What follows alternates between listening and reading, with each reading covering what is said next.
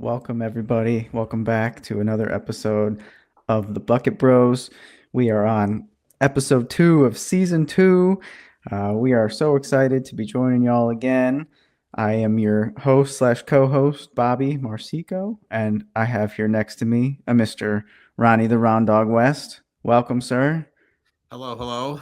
Excited to be back, and we are off and running. This season is it's already given us quite a bit. It's only been a few days. It has been a very action-packed opening week to the season. Probably even more good things happening right now as games are being played while we're speaking that we're missing out on, but that's okay. That's okay. That which has already transpired is definitely worth talking about. I mean, right off the bat, is there anything eye-popping, anything memorable that stands out to you? Uh I have to give it to Wemby. Like I think his his off season at the Shaolin Temple, working with KG, kind of he's put the league on notice, I think, of the highlight reels, the offense and the defense. Um, Obviously, everybody thinks he's an alien, and he's kind of proving it by all of a sudden becoming this next version of himself in front of us in the first few games. I just hope he doesn't hurt himself. Obviously, he had the injury stuff last year. I hope he's not. I don't want to say that he's reminding me of me when this, whenever I would start a race, when we do like a 5K or something, and I'm so jacked up and I'm ready to go, and I just take off and I'm sprinting. If there's ever like anybody who did the Army PT test, I was always the one that had to be out in front. And I'm worried. I hope that he's not like smashing the gas down on this season and is going to pull something, overwork, and in 3 or 4 weeks we're talking about an injury that's sidelining him for a while, like my man Ant. So that's the only thing. I think he's playing unbelievable. I hope this goes the whole season and we get to see like what full on playoff Wemby looks like is kind of my hope. So I've got my fingers crossed, but that's at least for me what's been jumped out and has caught my attention is just the craziness. And I think, and they're winning too. I think the last I saw, they were like 4-1 or 5-1. So 4 and I 0, think, actually. 4 and yeah, so 0. that to me, like the winning going with all of these highlights and his unbelievable play is, to me, that's right off the bat. That's what I have to say. So I'm actually glad that you said that because that's going to kind of help us segue into our theme of the day, which is week one overreactions. And so basically, I mean, the plan for today is just bring up a bunch of topic based on observations. They may sound like exaggerations. They may be things that you've been thinking about. And it's not necessarily my opinion, but it's just it's a thought. It's a thought I've had or that I feel that other fan bases have had based on what we've seen so far. And I mean, we're only a few games in, so anything we see at this point could sound crazy, even just a few weeks from now. But But we're I'm glad you. geniuses. We're correct at the end of the year. Exactly, exactly. What we're going to do is erase all of the other clips and just hang on to those. Just flipping the So, good stuff. so it looks like we were batting 1,000 after 4 games. But I mean, you said it very well. Other than the part where you started to compare yourself to Wembanyama, I'm glad you didn't jump into you talking about yourself playing basketball because I'm sorry, my friend, but there would be no comparison. Um, but yeah, I mean, my first overreaction, maybe not an overreaction, was going to be Wembanyama for MVP.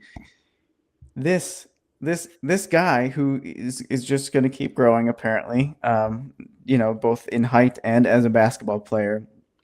Clearly, the work he's been putting in the off season is paying off. He looks like a different guy almost, or at least like he's like the actualized version of himself that we were hoping for. Like this Yeah. is what this guy could be. If he's making all the right moves, if he's more And decisive with the ball, to if he's answer your getting question, closer to the basket. if he plays like this the whole year, there's without a doubt he's the MVP. Like, there's no way. I think that's the thing. Regardless, like I know we talked about last time of even if Jokic has the same year, but like the numbers that Wemby doing almost puts those to shame if he did it over the whole season. So that's where it's like I completely agree with you. I don't think it's like a new version. It's what we were expecting maybe last year to its decent potential, knowing that there's even more here. The guy's what, 22? Like that's what's just ridiculous. And that he's how many years? 21. 21. 20. He'll turn 22 this season, but yeah, he's 21. He's yeah. We talk about how Ant is so young and there's so much room to grow with him. And this guy's what, 2 or 3, 4 years younger than him, and you're just like, And a foot taller. yeah, that's nuts. Well, yeah, and I definitely was on board with the vision of Victor Wembanyama being, one of the best players or the best player in the NBA at some point. I was definitely amongst the group of people, maybe, I don't know if I was in the majority or not, but of folks who thought, this version of him may pop in about a year or two from now. Like I'm waiting for it, but I'm not expecting it right now. I mean, even as we did our first episode, as the season was starting, I thought, Victor, I was even talking about other people potentially being the defensive player of the year.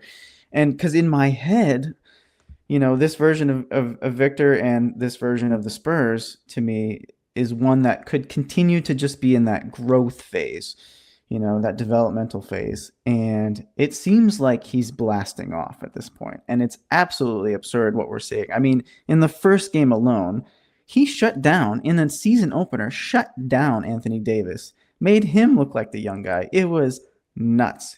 He happened to score 40 points in that overtime game, by the way, which is, I mean, one of the crazier things, this is a side note, but one of the crazier things that we've seen so far this season is we've already seen 16 40-plus point games, 350 burgers in that. And so that's a stat for week one for you. But Victor contributed to that, and he's doubled every game. He almost triple-doubled in the second game, the matchup against New Orleans, where he had 9 blocks. And a lot of people are saying that he was robbed of that triple-double based on the film. They may have not counted one of those blocks appropriately. I believe 4 or 5 of them came against Zion. He was able to get his poster on Wemby, who was just essentially laid on a switch and behind him. So yeah. I mean, if you look at the right camera angle, it's like it favors Zion but if you look at another camera angle, it favors Wemby as like, it's not that big of a poster. But then after that, he proceeded to just dominate. He's definitely, speaking of him and Anthony Davis, he's doing something that I've seen Anthony Davis do in the past and, somewhat consistently throughout his career. It kind of reminds me of AD using that 8-foot wingspan when Rondo was his point guard. And he would just throw those silky lobs just right next to the rim for him because he knew that those go-go gadget arms were going to reach up and guide the ball home. Wasn't necessarily going to be a power dunk, wasn't necessarily going to be this big highlight play. Sometimes he was just going to set it in like a volleyball player, but he knew that those arms were going to get to the ball before anybody else could. And I'm starting to see Wemby's point guards finally give him those passes. It's like, yes, he's going to get to the ball better than anybody else. Just put it near the hoop. Let him put it in the basket for you. He's Jordan in Space Jam with the arm stretching and going in. He's essentially the embodiment of that. But I mean, on top of that, his handle is clean. His passing has been top notch. Especially for a guy at his position. His shot's looking silky smooth. He's not taking as many bad shots. Yeah, the Spurs, as we said, are 4-0 thus far. They do not play tonight. I'm looking to see. Pause, folks. I'm looking to see when their next game is. It's tomorrow against the Heat. And that said, they kind of have a little bit of a. They kind of have like, I don't want to call it a cupcake schedule. Is there any such thing in the NBA? But they have an easier schedule to start the season, so they can hang out in the top of the standings for a little bit to start, which out west is a pretty big deal. Yes, it is.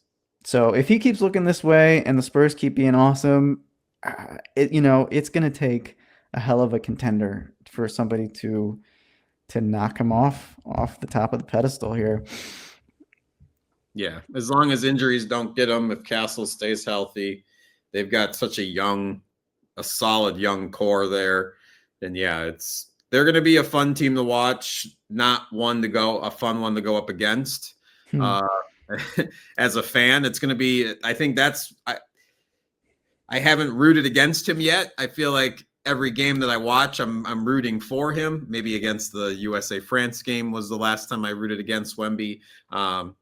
So I think that's part of it too. It's as this season goes on, like he's obviously not in the villain character, but it would be fun if he all of a sudden took like whatever dark side mode and went to like a villain character and like he does with his Halloween costumes and different things. But he's too nice of a guy. I think that's impossible for him. He's so genuine.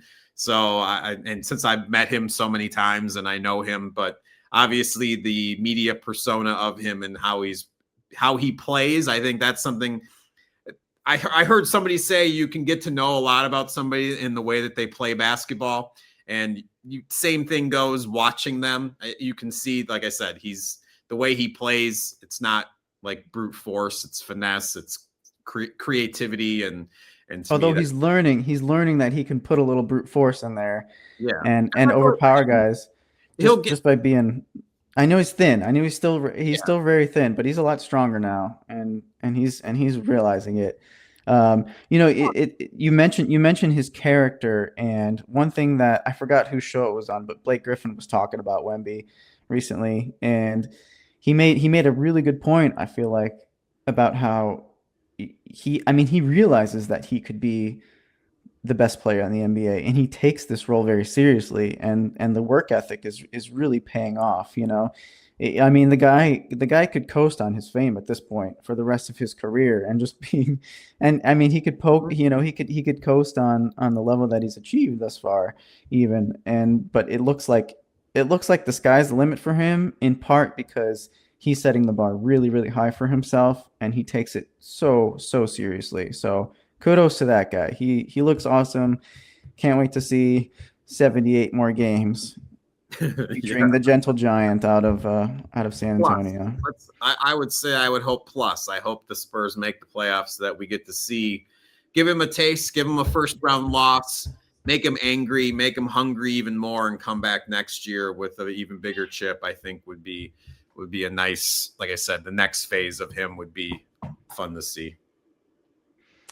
All right, you want to move on to some other overreactions? Yeah, please. All right, this one's a fun one. It's a multifactorial topic because it could go anywhere. It kind of stems off something that we were talking about from the first episode. VJ Edgecombe is going to win Rookie of the Year. Ooh, the generator. Is that is that the nickname going around? Yeah, because he lived off of a generator. Like he said, he lived when he was at the draft. He mentioned like his family didn't have electricity for 7 years, and that they lived off of a generator. And so that came around, and they started spurring up that one. I did see the other one that him and Maxi would be their nickname duel. It's not as good as French Vanilla, but VJ Max was one that was thrown out. So, but I think the generator is the one that he should run with. Not Max Edging, huh? Well, I don't know if you happen to see him in that season opener, but he basically did something that nobody's done since, was it Wilt Chamberlain? Is that right? Did he have one of those pseudo Yeah, it was Wilt either Chamberlain games where he scored 34 points in the season opener? He looked absolutely spectacular. When we were talking about Rookie of the Year candidates outside of Cooper Flag, he's one that came up, but he was like, I mean, we you were were high basically on mentioning. yeah, and the few others, but yeah, you mentioned him, but wasn't one to highlight. And that's obviously no one saw that first big game coming, but I think he's kind of continued that play, and especially now with talks of of Embiid not even jumping? Like, is there? I thought I saw some clips like he's not really leaving the ground. Like he doesn't trust his knees to jump as much. So I think Well, he's that also on a 20 minute restriction, or yeah, he's on a 20 minute restriction right now.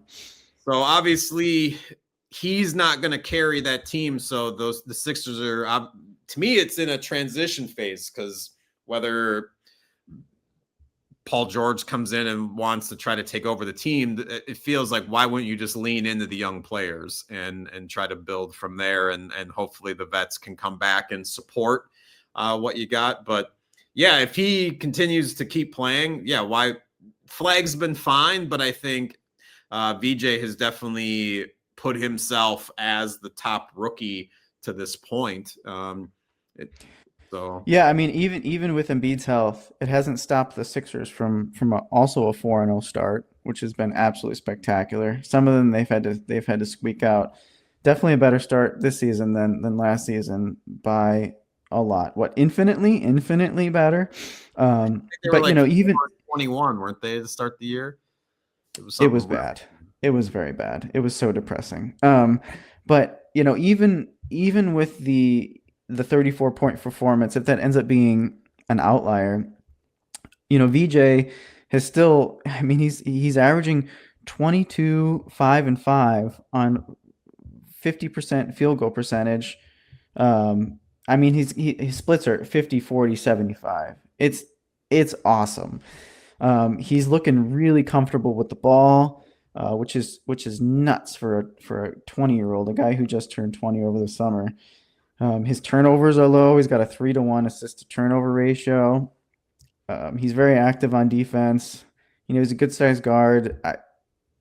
I thought, I mean, as I was alluding to before, he was kind of like somebody's name that I just kind of like breezed over briefly as a possible guy who can get rookie of the year, be an all team rookie player this year. But I really thought this backcourt was going to be a lot more congested than it is.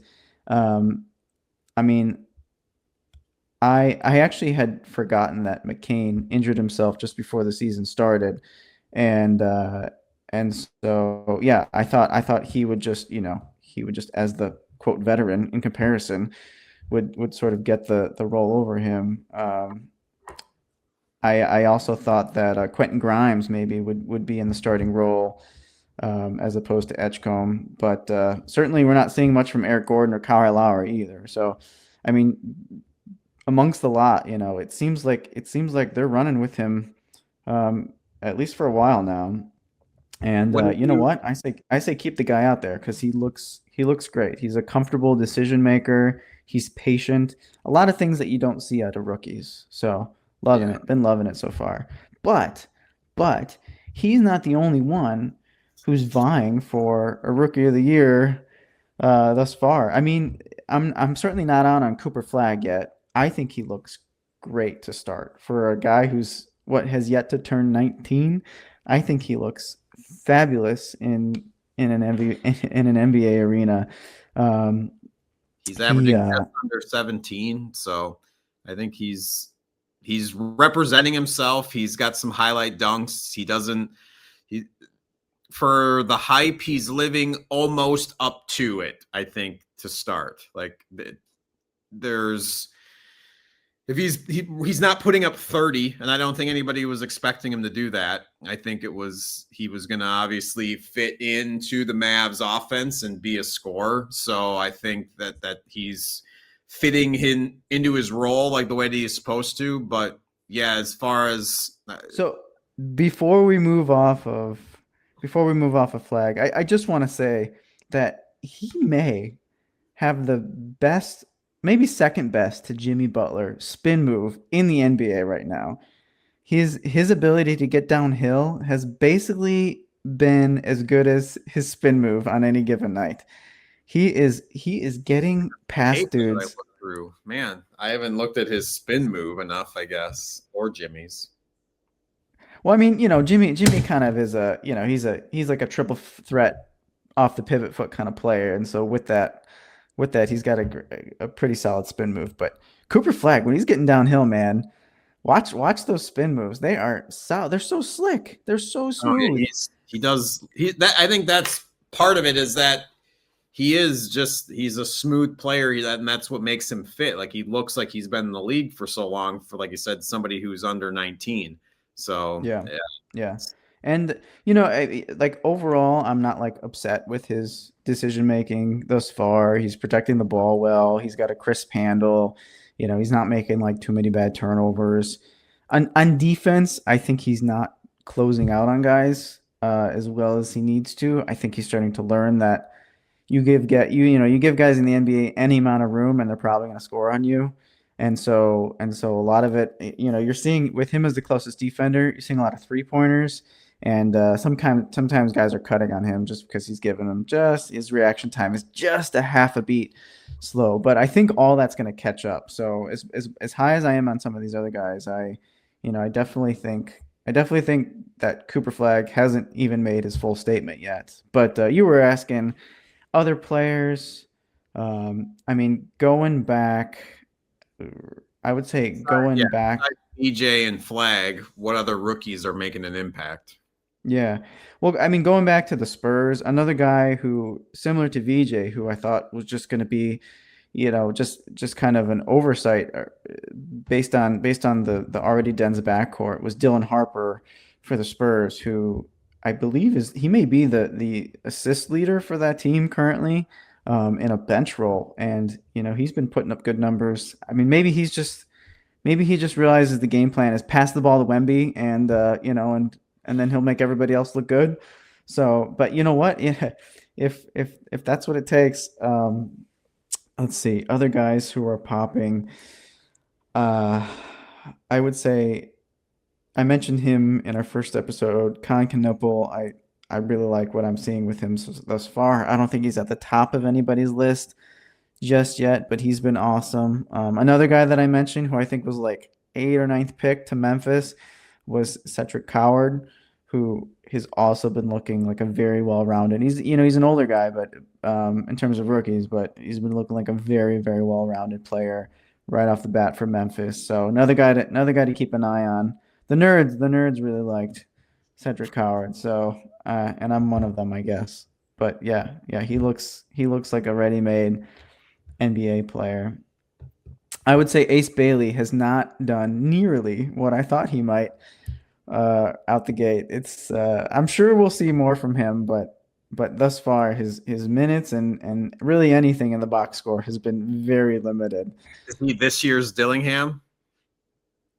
Perhaps, which is a shame because the Jazz are not in the position that the Timberwolves were when they drafted or when they traded for Dillingham rather. Yeah. No, yeah, it'll be curious to see all these guys kind of shake out, and I'm sure that there's a name or two that we haven't talked about that is going to be in the conversation in the next couple of months. So that's what makes this all fun. I know one that you had mentioned last time, Yang. What was it? Young Hansen. Young Hansen. He got his welcome to the NBA moment from Jaden McDaniels. Got dunked on within about 4 minutes into the first game. So he definitely was there. That's all I really saw. Remember him from that first game. So I don't know how well he's been doing. But yeah, it'll. I'm sure plenty of these guys will shake out and they'll be bigger with injuries. Will come more playing time. Well, speaking of the Trailblazers, this is a little one, but here's a mini overreaction. Glad I took the over on Portland. They are looking like they're trying to continue what they were doing second half of last year when they were one of the most winning teams in the NBA. Do I necessarily think they're going to be a playoff team? We'll see. But at 2-2, they've had one of the tougher schedules we have seen thus far. I'm pulling it up so we can run through it. Well, their So first game, obviously, going against the Timberwolves was a really close battle. They lost it right at the end. Edwards hit, I think, like the long two to go up 4 with about 6 seconds left. But that game was tight the whole time. Like you said, a lot of their younger guys, a lot of names I didn't know because Dame was injured. And it was the game right before Billups was arrested. So it was his only game of the year. And so Oof. obviously now we haven't even gotten into that. So I'm sure there was some different player usage over the last 3 games that I've seen versus the first one. Yeah, well, I mean, besides the close game with the Timberwolves, which they lost, they then beat the Warriors, who, granted, the Warriors were on the second night of a back-to-back, and they were the first team to have to play 3 games, so they had to play their first 3 games in like 4 nights or something like that. But even so, big win for these guys. They then lost to the Clippers, who were probably more of a revenge game for them, and then they beat the Lakers after that, in spite of Austin Reeves' 41 points. So, I mean, they're 51. playing the Jazz tonight currently, and yeah, I mean, they've been matching up pretty well against some powerhouses out west. So the fact that they're 2-2 to me is very reassuring. This is real. I took the over on them before the season started at 33.5, just because I felt like they did that. I think they beat it last year, and they have since acquired what, Drew Holiday. Um, what other veteran? I mean, they traded. See, they traded away Anthony Simons to get Drew Holiday. Gosh, I won't wreck this podcast with me speculating over how their offseason went. But I mean, they've acquired veterans and good players as well. Oh, that's a I good mean, bet. It sounds yeah. like it's all the extra winnings from your Pistons over from last year paid for this bet, I'm sure. So there after watching that first game, 33 doesn't seem because I think you had the Pistons. What was it last year? Where it was it Oh, 25? they had one of the lowest over Yeah. unders going, just So, because they were so bad the season before. and I And don't. I thought This team doesn't and I play. thought for sure this was like a do or die season for Cade, and boy did they do. Yeah. Yeah. And I would even say the Blazers aren't even under that much pressure. Like you said, we've kind of thought it was going to be a rebuild mode, but then all of a sudden they kind of get a few of these nice pieces, and that's a solid team that you're going up against. That's a play-in team that, like, to me, that's a better team than the Raptors that you picked to be top 4 in the East. To me, I would probably have more faith in the Blazers right now than the Raptors. Perhaps. Perhaps. Boy, the Raptors starting out 1-4. I'm still hanging on, But baby. I don't know if I need to remind you of that every episode. It only took me one episode to be like, that was a terrible call. And granted, now look at that. So we'll see. We'll let it play out. You'll get time. Well, speaking of teams that were perhaps overrated, not just amongst us, but in general, preseason, I'm going to go down a list here. All right.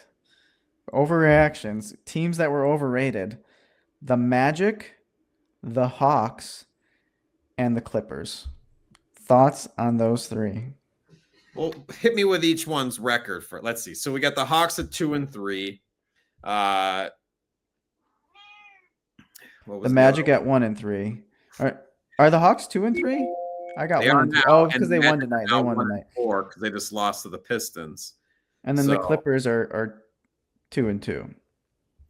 So obviously, yeah, the Magic one hurts because they have their full roster and they're losing. Like, they were supposed to be healthy and be able to win. So obviously, for me, that's one of my calls and where they look terrible. But Clippers, to me, that I don't think it's. Uh, I would say it is an overreaction to say that they're out of it 2-2. To me, doesn't seem terrible. The Hawks as well. To me, the Magic is really the only one out of those three where our predictions or that whatever we said to me is a legitimate reaction to them being bad. Like, Well, so that's here's my how your here's my question case was for the phrased. That's Clippers. what I was trying to figure out. Here's my case for the Clippers. That's making me really worried about them because end of last season, especially after the playoffs when they took the Nuggets to 7.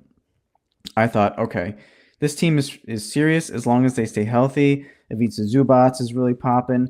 They got great wing depth. Kawhi Leonard is just kind of one of those constants, this like metronome of like stabilization. Harden is looking like he's sort of accepted this sort of like bottom tier all-star role and doing it so well. It's something that we had kind of been waiting for. It's like, what does he look like when he's not trying to score 35 points a game, and can he contribute to women? He was doing it great. And to start the season, I mean, first of all, they got blown out by the Jazz in game 1. And then last night they got blown out by the Warriors. It was I mean, the game against maybe the Jazz, you can say, okay, that's a hiccup. They just were starting the season off a little slow. Maybe they didn't realize it wasn't preseason anymore. But then up against the Warriors. Here, well, let me back that up a little bit. So the 2 wins they've had so far against the Suns, I mean, good for you. And then subsequently against the Blazers was another close game. So, but then last night against the Warriors, it was a pretty close first half, very much a low scoring game. But one of the things that made the Clippers stand out last year was just how good they were on defense, and they got a lot of great names, in terms of a squad that you think would be really good on defense. Not just Kawhi Leonard, not just Ivica Zubac, but also Derrick Jones Jr., John Collins. I mean, they got Brook Lopez as their backup center. They got Chris Dunn as I think he may have started a lot of games last year, but he's a backup now this year. I mean, they just have not to mention another smart defender, Nicholas Batum. Mhm. Sorry, who did you mention? Amir Coffee, is he still there or did he move on? I think Amir Coffey's gone. So, This gopher. but so, but that said, you look at this lineup and you're like, defensively, they should be amazing again. And God, I mean, they were looking like a revolving door yesterday. Let me give you a stat. Jimmy Butler, for the starters, didn't play a lot of minutes, so these totals, and it was also low scoring game. So these totals aren't anything magnificent, but Jimmy Butler was the leading scorer of the Warriors with 21 points. Guess how many free throws it took him to get to those 21 points? 11? Zero. He took zero free throw attempts last night.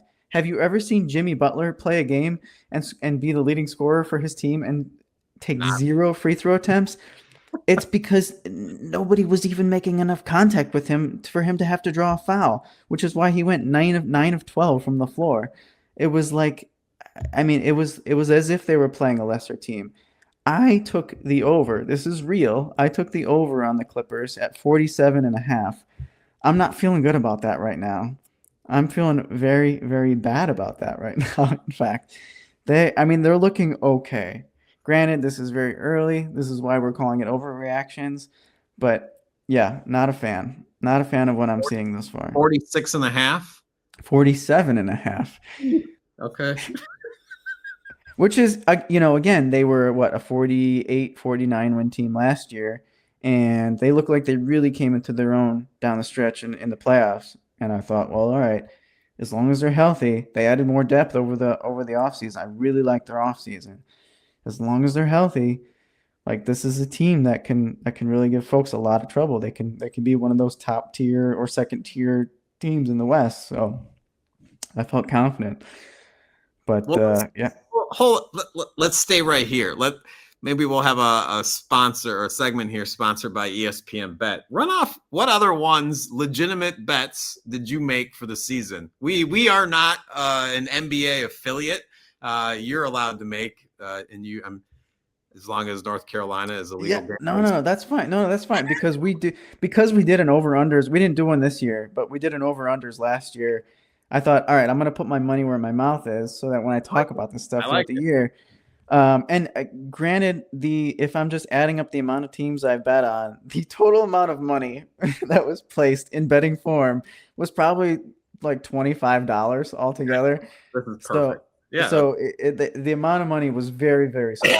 I will say that there was no high stakes here. but I took the Clippers at 47.5, the Lakers at 47.5. Oof. We're about to get that one in a second. I took Memphis at 40.5. Just because These are all overs. mm-hmm, Okay. Memphis at what? 40.5. The Blazers at 33.5.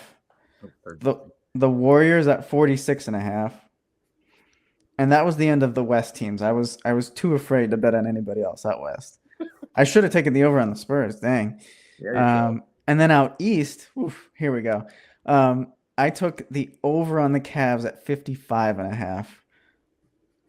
And I took the over on the Knicks at 53.5. The Hawks at 46.5. The Pistons at 45.5. Pacers 39.5. Heat at 38.5. And Raptors, drum please. The Raptors at 36.5. Ooh, that's the one we're watching. All right, give me what was the Knicks? The run through the over unders again for the East teams. I just Sorry, Cavs. We're gonna hit pause on this in the real episode, folks. And all right, Cavs 55.5. I got them all written down too. Knicks 53.5. Hawks 46.5. Pistons 45.5. Pacers 39.5. Heat 38.5. Raptors 36.5. no, this is perfect. So just in case, if anybody at home also wanted to try to write these all down so that they had Bobby's legitimate picks written down that they can keep track of themselves, they had time to do it. So no, Granted, this these is great. these picks were probably made in like September, maybe October, one of them. So if you looked at the betting odds right now, if you looked at the spread right now, it's going to They be a were lot different. they were done within the first week of the season, like or were these all done preseason? Preseason, every single one of them Perfect. preseason. Yeah. So these are preseason picks. Like obviously, that's like you said. I'm glad you decided for one of us to put your money where their mouth is. So I love it. I love it. Great idea. Brought to you by Well, ESPN Bet. Like, where did you do this? Give whoever props that's stealing your money. it's it's I think it's a combination between ESPN Bet and DraftKings.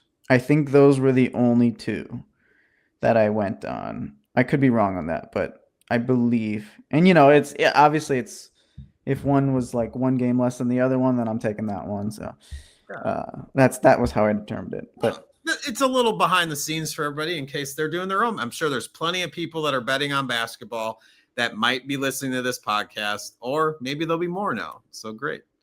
well, Go ahead. well, that this is all to say that I'm glad I didn't pick the Magic because they are making me nervous. Um, if we want, I can go ahead and well, do you have any thoughts on the Magic as I'm stalling here? Anything? No, I wish I Anything would have wrong? taken the time to catch one of their games. It's still very early season. I haven't gone the full, like gone through like a full day and watched like the full highlights for each game. There's just not enough time in the day. I do like to sleep, but tonight I probably will try to get some replays in and check out a few of the teams. But yeah, that's disappointing. I don't understand it. Hopefully by next episode, I'll do a deep dive on the Magic and see what's going on. Well, I mean, as it stands, they rank 26th in the league in offensive rating. Wow. Um, their 3-point percentage efficiency in the toilet. Mm-hmm. If you look like across their defensive, their team defensive stats, they're pretty good, like league average or above average. But offensively, just I mean, it's looking like a repeat. It's looking like a repeat of last year, I was just and gonna it say, weren't they one of the worst 3-point shooting teams in the league last year? Oh, historically bad. okay. And obviously, adding adding one guy to your squad is not gonna make all the difference. It's still gonna have to be a collective effort. I it just it stinks that the two guys who it stinks that the two guys who make up the supposed two best players of the Magic, that is Franz Wagner and Gosh, you guys, it's late, as you can tell. It's like Paulo Banchero. They're just not shooters. They're just not shooters. I mean, Desmond Bain is only going to be able to do so much. He's a good shooter, but he's not going to be able to just like create every shot for himself. I'm curious to see. I really think coaching is going to be a big component of how this team performs before the end of the year, because it's going to have to get creative. They can't. I mean, do I think that their defense could pick up a little bit and be one of the best of the league? Sure, but that can only get you so far. If they want to be better than like a 38-40 win team, because they can win a lot of games with defense. But if they want to be like a true playoff contender in the East, something's got to pick up. Something's got to give. I one of my overreactions before Paulo did have a big game recently, probably a loss, but was that Franz Wagner is the best player on the Magic. I'm gonna table that for a second. We'll see. We'll see how the rest of the year plays out. But yeah, getting worried about them. Getting a little worried about the Hawks too, as I mentioned. I think this is going to be. He's a veteran. He's a proven veteran, I guess. But I feel like this is going to be a prove it year for Trae Young because he has the squad. They vaulted themselves into the Eastern Conference Finals a few years back. I don't know. Call it a I don't know an asterisk, or put whatever qualifiers you want next to it to say like, well, it was a little bit easier. I mean, they had to beat teams though to get there, but yeah, I mean, I think with the squad he has now, with the talent the depth that's there, I mean, I really think that this is going to be a prove it year for Trae Young. Um, I'm I was super high on them preseason, but thus far looking a little shaky. Anyway, we can move off of that. Yeah, I was no. What other overreactions do you have listed there? So one that I thought was interesting, or something that I thought was interesting with how insanely deep the West is, with how close these playoff races tend to be. Overreaction. The injuries to Anthony Edwards, as well as Luca and LeBron for their respective teams, are going to prevent them from being a top 6 team in the West. In both cases, these in either case for these teams, these players, the top best players on their team, right, the superstars that make this whole thing run for either squad, are out for multiple weeks for minor injuries, soft tissue injuries, should hopefully return to form soon. But I fear that just these couple weeks alone is going to be a rocky of enough start that they won't be able to climb their way back to the top of the standings. And in both cases, these teams, especially the Lakers, I think for more people, and for you, obviously the Wolves, in both cases, these teams are definitely seen as top 6 seeded teams out west. The West is loaded, and thankfully, both of these teams are playing right now. They're tied at 51 in the second quarter. Mm-hmm. As we watch, I understand where you're coming from, but I think there's really, I think it's 7 more games. Yeah, there's that. And they said he was going to miss like 8 games, was what they said before. So That's a lot. I mean, it that's a is. tenth of the season. No, That's I a get big deal. It and makes me nervous. I'm nervous. I'm not I want nervous. to, as somebody who wants to see the Timberwolves succeed, I am nervous to hear that. But then this is a perfectly timed injury break for the team. To me, this is, I think last year, we went on Julius was out for like a month and a half and then came back and they went on a tear. And that was in December to January, like is when he got injured and then came back. To me, this early season is fine. Teams are still gelling. This is a great opportunity for younger guys to step up, for Terrence Shannon Jr., for Jaden Clark, like for these guys to get some more minutes, to get some more time, go through some different things, get that experience. It's going to help them so that they have the experience when it comes later in the season and or the playoffs they've got more reps under their belt. So to me, it's unfortunate for Ant.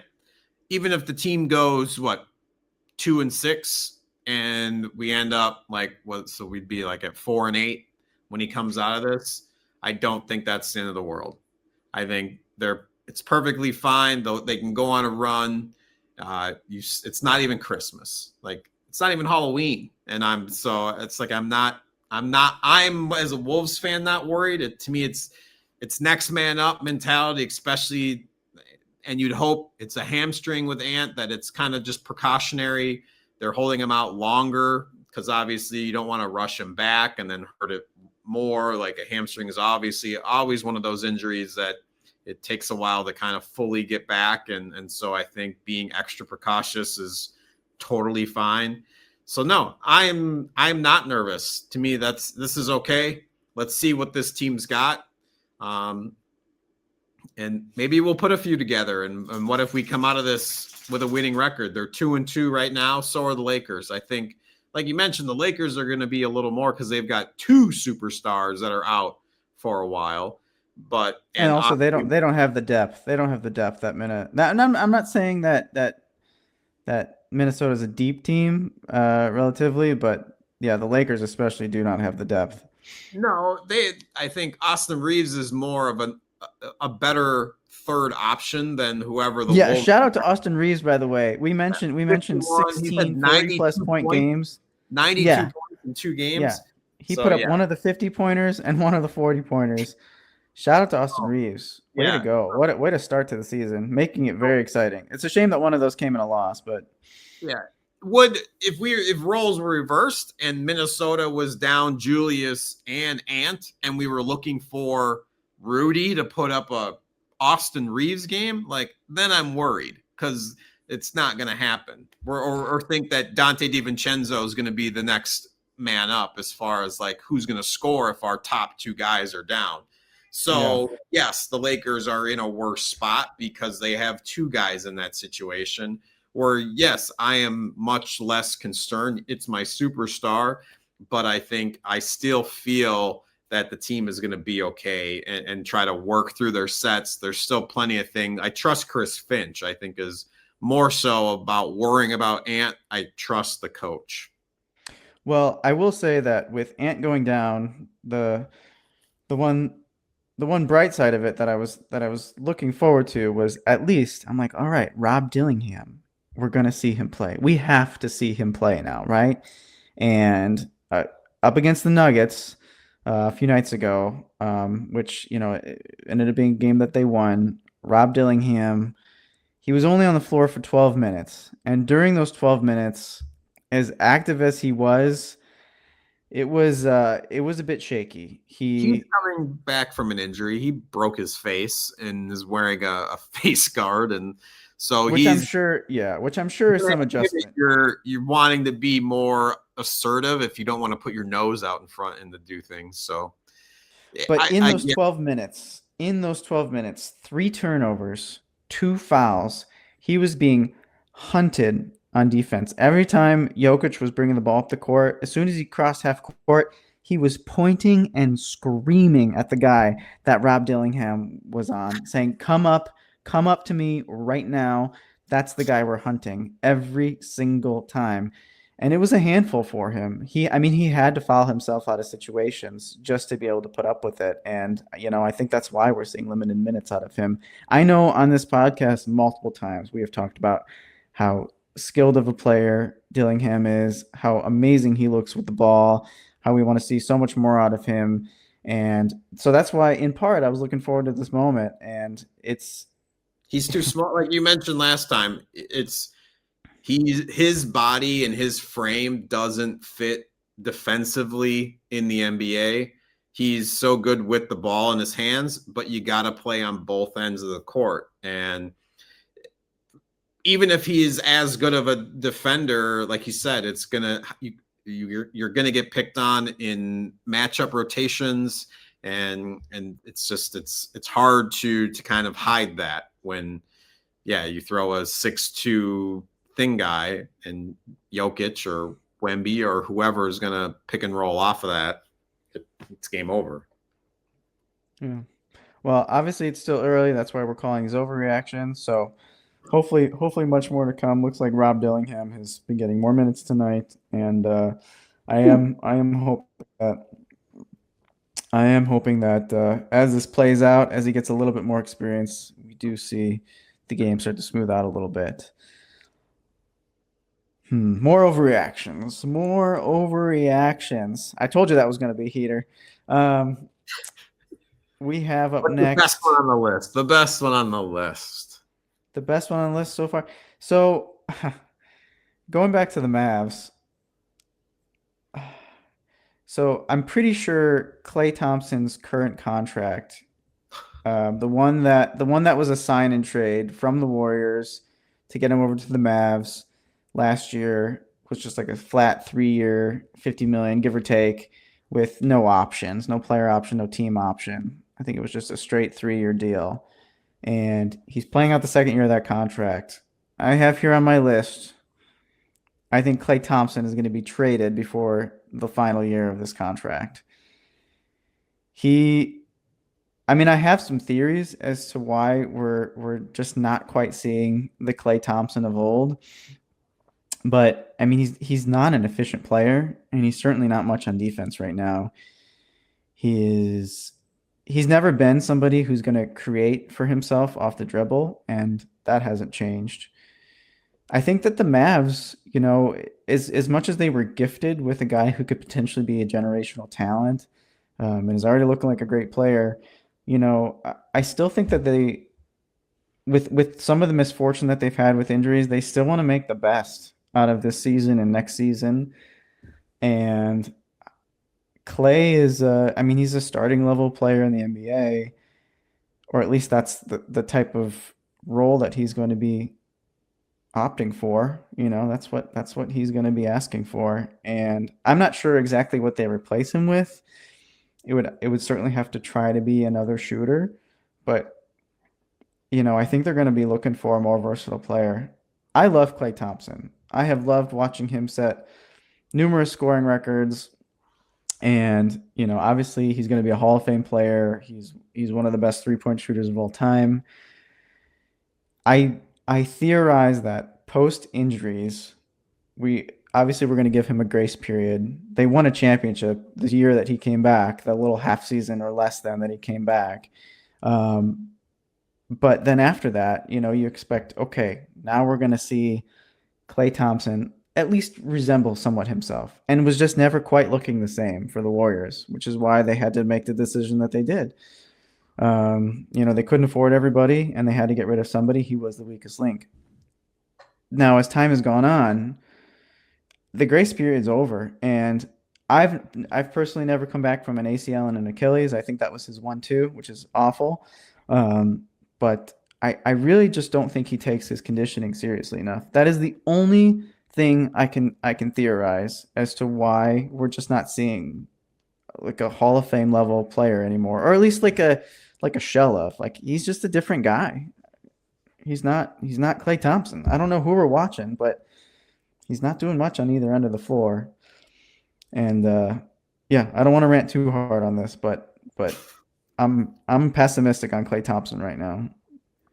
Yeah, I wouldn't be surprised if they traded him. I feel your insights are justified. It's funny, as you're all saying all this, I just sit there and think, like, is he somebody that is really bought all in to play 82 games and wants to be a part of this? Like, he's gone, like, does he want to go through the grind again, or is he just collecting a check? Because it's funny, I watched some clip on social media where him and Megan Thee Stallion walked out. It's like, he's got his girl. Like, is he just wanting to kind of be clickbait and be like on social now? Is kind of like, that's just the thing. And kind of, as I see a picture of him as I'm watching the game, because the Mavs are up on the Pacers right now.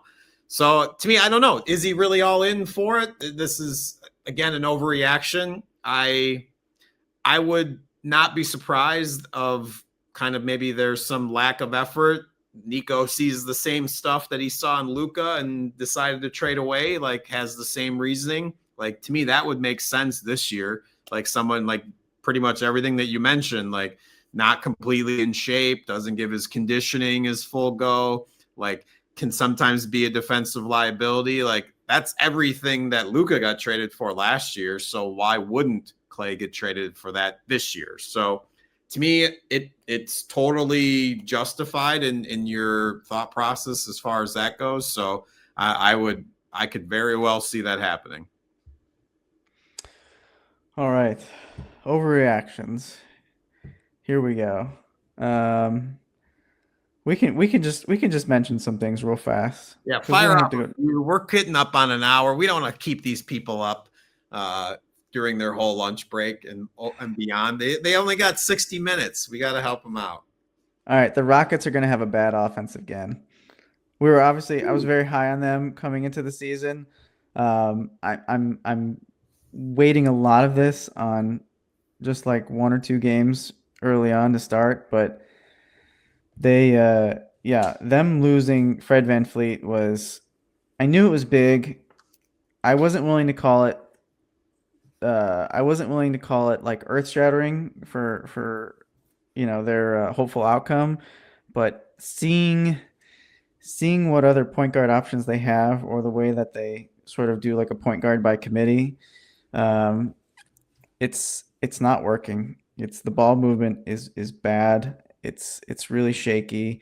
Between Alperen Şengün and Reed Shepherd, those have been their most creative passers thus far.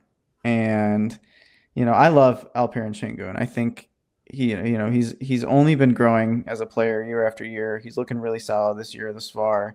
I'm glad that Reed Shepherd's getting out on the court a little bit more, but just not seeing. And I was all about point Amen Thompson, but I'm just not seeing a lot of creativity with him. Defenses are obviously playing way far back on him, daring him to shoot, and instead of just like using his size, his power, his speed to just kind of close that gap, get to the nail, and either, I don't know, take a floater, get into a post up game, put a spin move on them, or just make a better pass. He's just kind of like looking for the easiest pass.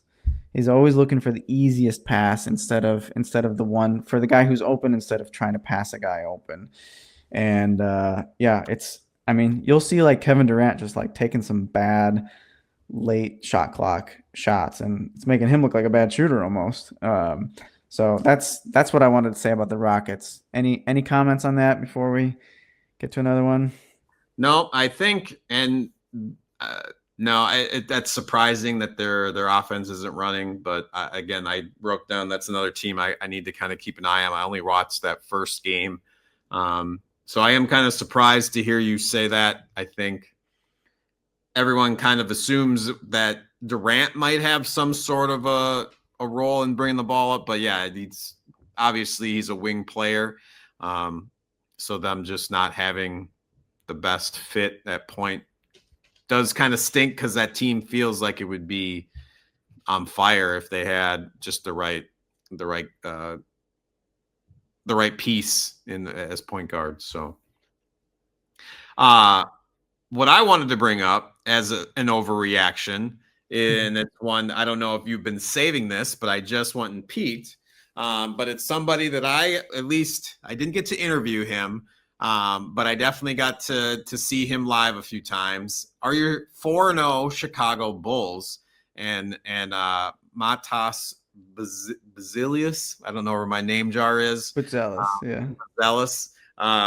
But he has been playing, he's been lighting up social. I've been seeing plenty of highlight reels of him doing a bunch of different stuff.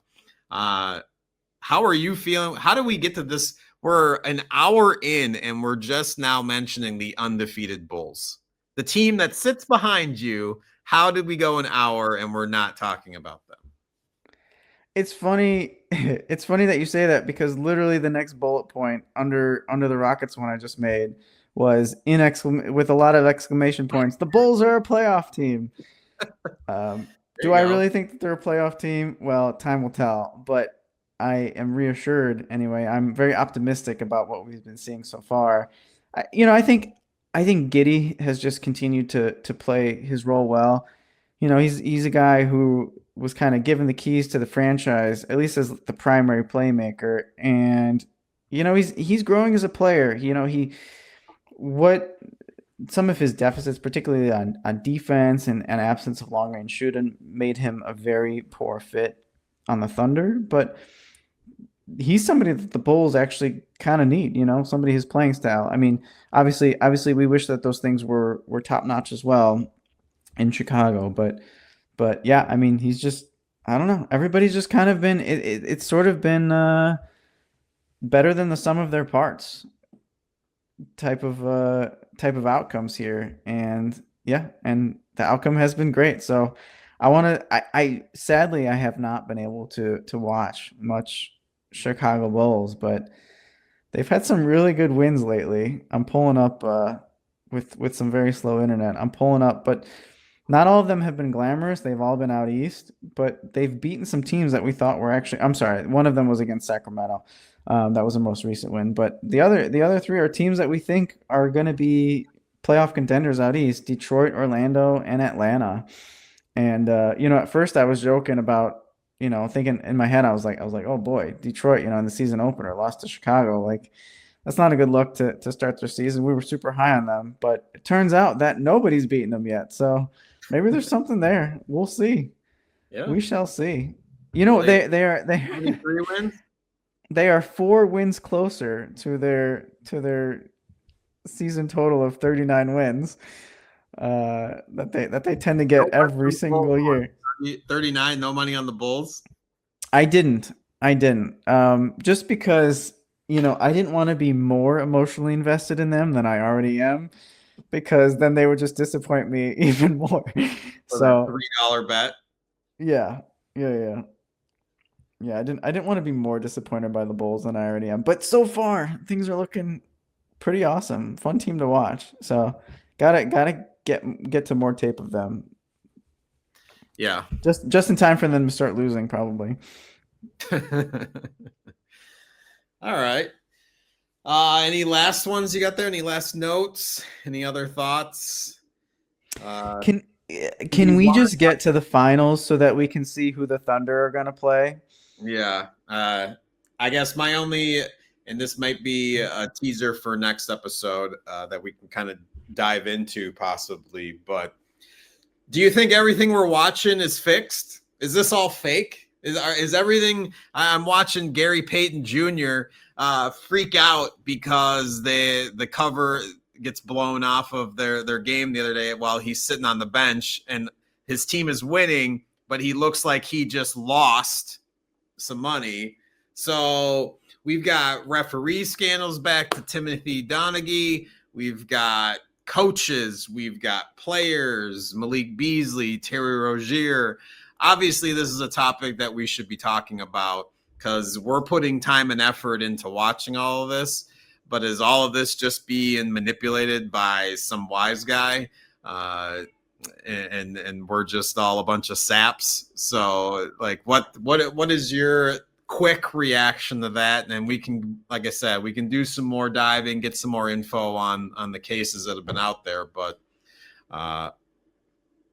what's going on with this gambling? Well, hopefully we talk more about the OKC Thunder because they're pretty awesome again this year.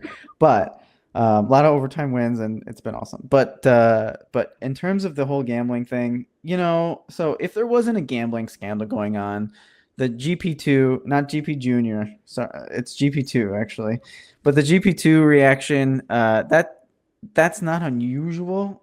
It a lot of times you'll see players, especially veteran players. I don't know if they're just like looking it up during the game or if they go into the game knowing if maybe they use it as like a motivational tool, but they seem to know often what the spread is just based on their You reactions. don't have any friends that are betting on apps and stuff? I mean, potentially, but it does seem that there's enough clips out there over the years that these players will kind of have an idea a lot of what the spread is. I'm not saying that that's like a basis of how they strategize by any means, but as competitive people, especially if the numbers are about them, right? The numbers are based on their game and their performance. That game I wasn't. The one he was reacting, oh yeah, it wasn't his performance, it was the team. his team's performance, you know what I mean? But I think some of that stuff just kind of comes up in the locker room from time to time, and or maybe very regularly. So I wouldn't put too much stock into that. But in terms of like, is this whole thing fixed? I mean, my answer has always been the same. It's no, because that would be impossible. It would be so hard to manipulate the game to a degree that changed the outcome in any meaningful way. There's a reason that a lot of the people being talked about in these gambling scandals are like role players, or maybe in like Terry Rozier's case, I guess he was a better player, but a player who was playing for a team that wasn't trying to win anything at that point. And it was definitely during a point in his career where he wasn't in the limelight anymore. And so, they're just trying to take advantage of these lower competitive situations, and they think that they can get away with it, and it turns out that they can't. The computers can beat your little game that you think you're going to win. So obviously there's been reffing scandals in the past, but even then it's like, I mean, if you go back and you watch the old games, like, you will see that it wasn't a referee who decided the outcome. It wasn't a player's bad performance who decided the season. The teams that are doing well and the teams that win and the teams that are competitive, whether or not they know the spread, whether or not the players know the spread as maybe a game within the game just to help motivate them. Uh, I mean, they're all playing for real, and there are these fringe situations that happen, and it's unfortunate. You hope that maybe it, with how much that this has been blown up, with people actually getting arrested for federal crimes, that everyone will see this as an example to just take this so seriously that they'll delete every betting app that they have, and never even think about it again, because the consequences are very real. They're career ending. They are life altering. It's you hate to see it. You hate to see it. And I was going to um, say, yes, that was a tongue in cheek, and at least for me, if hey, it's an you, overreaction episode, right? yeah, exactly. To me, it's if you think that it's completely fixed, go to a G League game, and you will see that the talent is not the same, and that these guys aren't missing these shots as poorly. It's better than going to a health club and watching the best guys run up and down. But to me, there's still that level of like, oh, it's these guys aren't superstars, like that. You have to echelon, you have to work to a point so that you're going to see different levels of basketball. So yes, seeing some of the clips of Terry Rozier of him like doing some pretty bad passes aren't to the level of like a natural miss, a natural mistake. So that's where I think there is some of these guys are possibly manipulating the game in a way for themselves to a point. But I think overall, yes, I don't think the whole league is fixed. I think there's obviously, just like anything, there's bad apples in the batch, and it's just a matter of hopefully they get these out, and it stays as pure as it can be. Yeah. And as a human being, I could see, and as a competitor of really any kind, I could see how tempting this would be. Not maybe not for personal gain, perhaps for the players who aren't making the big bucks, who aren't making the big contracts. But, even for the players who are making a lot of money, just to help your friend out, like, I could see how tempting this would be, and how you think that maybe you can get away with it. But turns out, no, the computers pick up on it immediately. And yeah, it's just a situation that I hope is avoided across the board altogether, forever and ever. I hope we never talk about this again, because it really is a bummer. It really is a bummer, and it puts a bad light on professional sports. It makes it seem right, because just like the way we're doing an overreaction episode, it's because the lesser fan or the more casual fan is gonna see these headlines more than anything else, and they're gonna think, oh, it's all a bunch of hoopla. Why would I watch this game? But it's truly not the case. The competition is real. The outcomes are not rigged. The winners win legitimately. Yeah, it's funny, just at least within the last couple of times, I've seen a lot of the Jordan stuff bubbling up about was his retirement, a forced retirement again. So, and speaking of Jordan, I finally got to see his Mike Tirico interview, and he was talking about load management last night. Yeah, I saw that one too. So I think the setup should be good. I hope that they are in different outfits throughout the year. I hope that we're not in April and still seeing the exact same outfitted MJ, and that it was just a one-time interview and they decided to cut this thing up and piece it throughout the whole season. So I That hope is what it's looking like, or at least there's I mean they're gonna. I assume it was like an hour-long interview, and we're gonna get pieces of it for maybe the first quarter of the season, and then maybe another interview. I hope that's what it is anyway. I agree with you. So, but that's all I got. Do you have anything else, or are we gonna let these people ride? Yeah.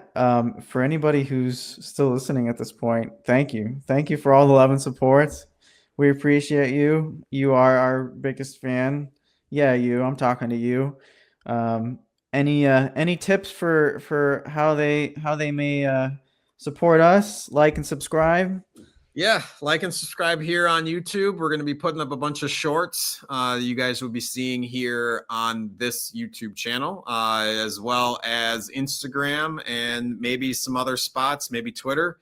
We'll see. But yeah, YouTube is going to be our home base. So make sure that you guys are liking and following and commenting on the things that you like, don't like, think that we overreacted on, things we didn't react on, things we missed. Please let us know. Thank you guys so much for watching. We hope to keep coming back to you, hopefully every week, if not more so, to kind of catch you guys up on everything that happened in the week that was in the NBA. Well, I got to go watch the rest of the Nuggets, Pelicans, Mavericks, Pacers, and Lakers, Timberwolves, and boy, there's a lot of good games on right now. I really got to go. I got some basketball to watch. All right, we'll get out of here. You guys have a good one. Until next time, this has been the Bucket Bros. Ciao. Swoosh.